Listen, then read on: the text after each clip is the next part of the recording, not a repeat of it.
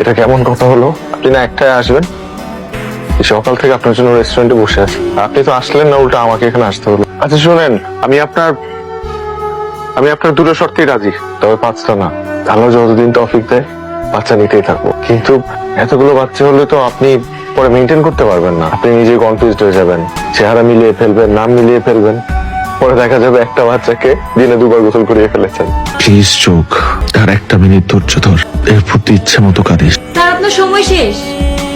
আর শুনেন, আমি কিন্তু আপনার পারমিশন ছাড়া একটা কাজ করে ফেলেছি। আমি আপনার হাজবেন্ড হয়ে আপনি সব পেপারসে সই করে দিয়েছি। হাসপাতালে সবাই জানে যে আমি আপনার হাজবেন্ড। তো আপনাকে আমি ওয়ার্নিং দিচ্ছি যে মরার চিন্তা বাদ দেন।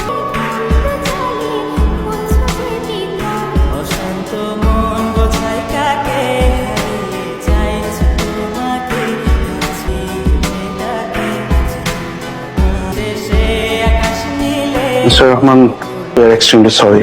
She is no more.